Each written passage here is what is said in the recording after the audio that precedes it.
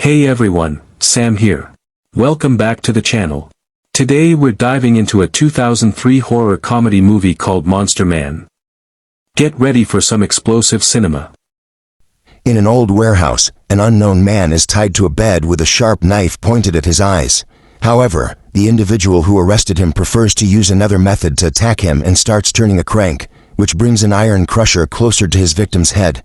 The man despairs, but the creature doesn't care and just keeps turning the crank. The iron comes close to touching the victim's face, who cries out for mercy, but the criminal continues to turn it to the maximum, until the subject's head is completely destroyed. Far away, a young man called Adam is driving his car down the road, heading for a wedding. Suddenly, a masked man appears in the back seat and tries to attack him, but Adam immediately stops the car, elbows the man and runs out of the vehicle. As he leaves, he stumbles to the ground and the masked man appears, pointing a stiletto at the young man. However, instead of attacking him, the man removes his mask and reveals that he is Harley, a friend of Adam's who tried to play a joke on him. Annoyed by this, Adam threatens to leave Harley in the middle of the road, but before he can lock the car, his friend manages to get in through the passenger door. On the way, Harley mocks Adam for going to his ex-girlfriend's wedding, even after she took advantage of him while they were together. Adam tries to justify himself, but suddenly a hearse with darkened windows pulls up next to them and drives away.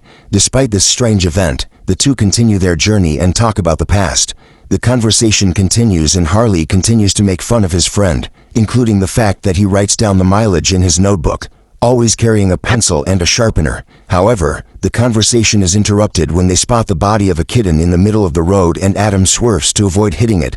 The strangest thing is that, after they pass, it is shown that the kitten was put there on purpose by an unknown person. If that wasn't strange enough, another bizarre situation occurs on the road when a monster truck appears behind Adam's car. Harley can't help himself and starts taunting the driver, but in response, he speeds up the huge truck and starts a chase on the highway. Adam hits the gas, but the monster truck is faster and starts ramming into the back of his car. The two friends panic and everything only gets worse when another car appears on the track and they are forced to swerve off the road. Luckily, the monster truck drives away, but the incident has left Adam's car defective and out of gas. Furious, the young man goes after Harley and the two start to fight, but again Adam is defeated and gives up the fight. After that, the two walk down the road to get more gas. Only Adam fears that the guy in the monster truck really wanted to eliminate them. Harley thinks it's just his friend's paranoia and they leave the discussion until later, when they find a trailer in the middle of the countryside. When they get there, there's no one around and Harley takes the opportunity to get gas for the vehicle. But what neither of them realizes is that inside the trailer is a body without a head. In addition, in the middle of the field, a huge pentagram is drawn in the sand. Minutes later, the pair return with the fuel and head down the road, until they come across a beautiful girl who asks for a ride. As expected, Harley insists that they take her along, but Adam refuses because he doesn't want to be late for the wedding. Finally, the pair make another stop for gas and to go to the bathroom. Harley takes a nap in the car and Adam goes to do his business, but he is traumatized to see the filthiest toilet he has ever encountered in his life. Meanwhile, coincidentally or not, the same monster truck that chased him on the highway parks at the gas station. As Adam gets out, he sees the truck and hastily hides in the cabin, but the driver immediately gets in and tries to force the door so that he can get in. Adam doesn't see the guy, just his black boots through the gap in the box, and he gets more and more nervous. Finally, the driver gives up and goes to the other cabin, but there is a round hole in the wall between them. The young man tries to look through the opening and sees a man with a deformed face, a stitched mouth and a blind eye. This terrifying sight makes the young man run out of the bathroom and he finds Harley, who had woken up and was on top of the monster truck. Not content with making fun of the driver on the road, Harley even does his business in the cab of the truck, just to provoke him. Adam sends his friend back before the stalker sees them and they set off in a hurry for the highway. Once again, the two argue over Harley's actions, but he tries to calm his friend down, saying that the driver didn't see them at the gas station. However, when he looks at the clown doll smashed on the car's antenna, he finally recognizes that he has gone too far and that the driver knows who they are.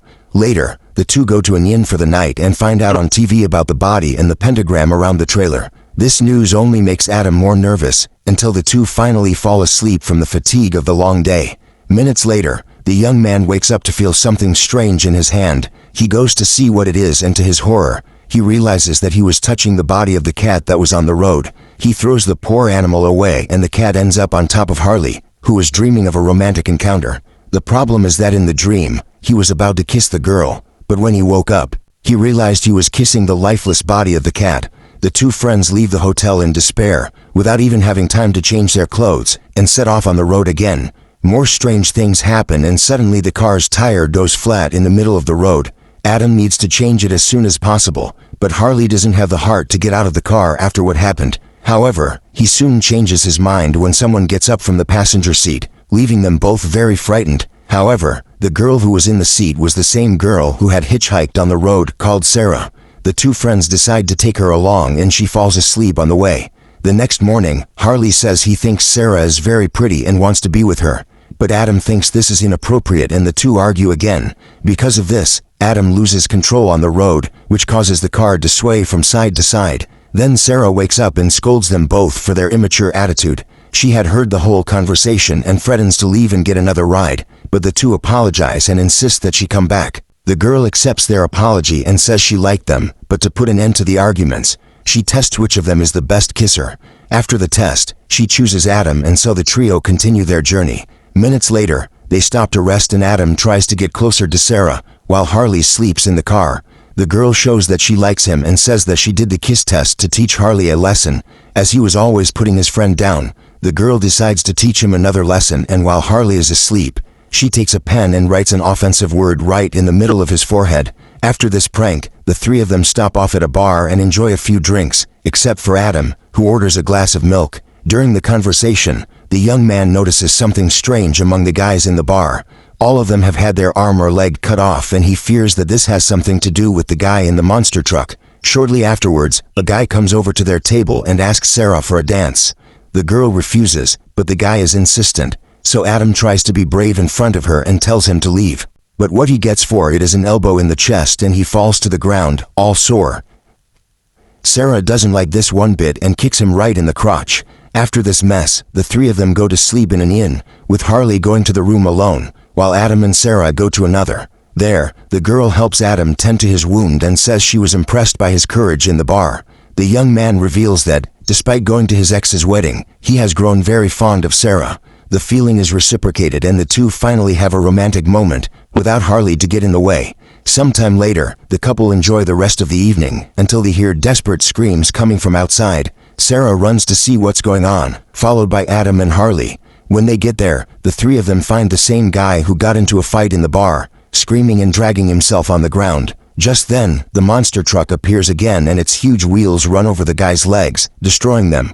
Not content with doing that, the driver turns the truck around and heads straight for the victim. But this time he drives the wheels over his head.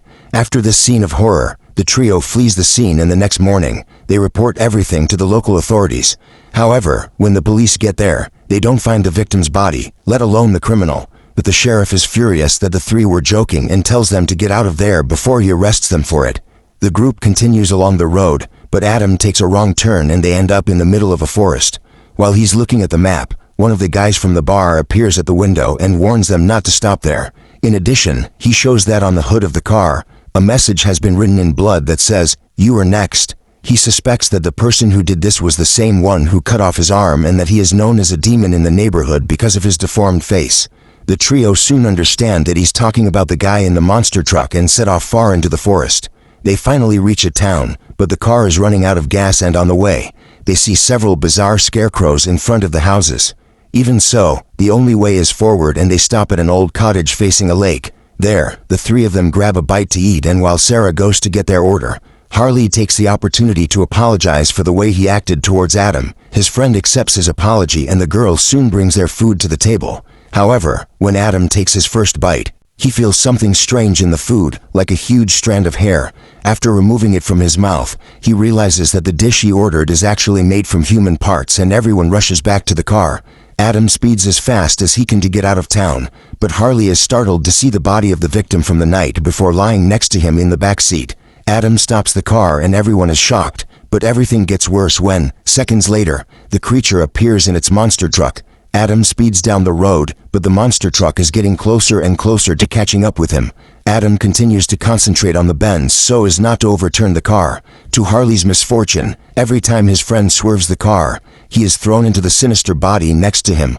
The chase continues and the truck starts crashing into the back of Adam's car, which can't go any faster. The villain continues to push them until the group's car swerves onto another road. The friends follow this road and arrive at an abandoned farm, but the car stops working. Adam tries his best to start it, only for the monster truck to appear next to him and prepare to ram the three youngsters. Sarah panics and insists that Adam start the car now, but to no avail. Seeing that there is no more time, the girl runs out of the vehicle, followed by Adam, who tells Harley to do the same. However, Harley is trapped by the heavy body over him and can't get out. Then the monster truck jumps over the car and crushes it completely. Adam rushes to his friend's aid and luckily, the corpse crumbles on him. With Sarah's help, he tries to pull him out, but the crushed roof of the car prevents him from getting out. At the same time, the creature turns its truck around and heads for the car to finish the job. Sarah quickly uses as much force as she can to push the body off Harley so that he can get out of the car more easily. After much effort, she and Adam manage to pull their friend away from the vehicle. Seconds before it is crushed by the monster truck, there's no time to celebrate as the creature drives its truck towards them. The three run towards a hill and manage to climb it, leaving the truck behind.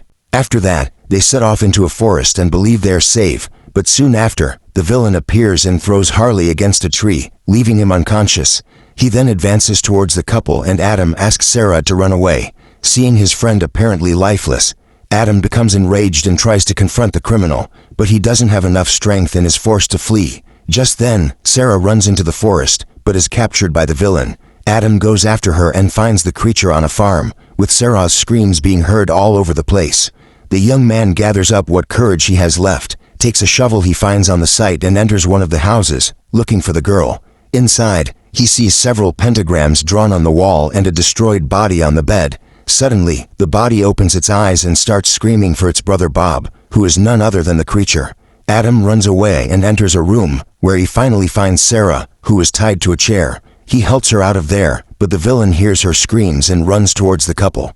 Adam quickly looks for another way out, but all the windows are blocked. The young man asks Sarah to give him the shovel so he can try to open them, but the girl laughs macabrely and hits Adam on the head. Minutes later, he wakes up on an iron bed, with Sarah turning the crank of the crusher against Adam's head. Afterwards, the destroyed body, named Fred, explains the whole story. He says that Bob and Sarah are his siblings and that one day Bob accidentally ran over him with his truck. The accident caused Bob to lose control of the car and he ended up hitting a tree and being thrown through the windshield. After the accident, Sarah sewed Bob's face shut, leaving him deformed, while Fred was revived by dark magic. What's more, in order to rebuild his body, they needed to remove pieces of people who were still alive in order to place them in Fred's destroyed body. However, Sarah has learned a new magic and will transfer Fred's soul into Adam's body, which is why she has lured the young man into this trap. The girl then prepares to complete the ritual, tearing off Adam's clothes and then picking up a huge knife. The young man tries to discreetly reach for the penknife in his pocket, but Sarah realizes what he's doing and throws it away. Finally, the villain prepared to deliver the final blow, but Adam still had another card up his sleeve. In his other hand was his pointer and, with the help of the blade, he managed to cut the rope that bound his hand. He then uses it to deliver a sharp blow to Sarah's neck, which begins to bleed rapidly. Bob rushes to help her, but the girl perishes from her wounds, making the creature furious. He advances to attack the young man, but he manages to break free and, armed with a courage he has never felt before, he takes his pencil and sticks it in Bob's eye. Even wounded, the villain tries to attack Adam and points his knife at him. At the same time, Fred manages to get out of bed, grabs a scalpel and sets out to finish Adam off. Seeing himself surrounded by the two villains, the young man surprises them with a headbutt to Bob, which drives the pencil even deeper into his eye, and then uses his knife to hit Fred and cut him in half. With the two brothers wounded, Adam takes the opportunity to escape, but Bob locks the doors and swallows the key. The villain can't see, but continues to chase Adam, while Fred, who is still alive, grabs Adam's leg and knocks him to the ground. The young man gets up, but he falls on his nose and starts to bleed. Bob can sense his presence through the blood, but Adam decides to use this to his advantage and creates a trail for Bob to follow. He leads him towards the exit, where there is a huge knife stuck in the door. Adam puts as much blood as possible on the knife to attract Bob, who heads straight for the trail to attack the young man. However, he is hit by the knife in the door and, soon afterwards, Adam picks up his pocket knife, attacking the villain and finishing him off with one last blow. Thanks to this, he manages to escape from the house and tries to recover from his injuries. However, Bob is still alive and comes after him, armed with his knife. Adam is about to be finished off by Bob, but next to him comes the monster truck, which runs over the man. Adam is afraid it's another monster, but from inside the truck emerges Harley, who had survived the attack in the forest. Now, with the monster truck in hand, Adam takes control of the vehicle and uses it to crush Bob during the night. The next morning, the danger has passed and Harley congratulates Adam on having become a braver person. Adam repays him by saying that Harley helped him with this and decides not to go to his ex-girlfriend's wedding anymore. So, with their insane new car, Adam and Harley hit the road once again, unaware that Bob and Fred are still alive and ready to take revenge on the two friends. Thanks for watching. If you enjoyed this recap, feel free to like and subscribe for more.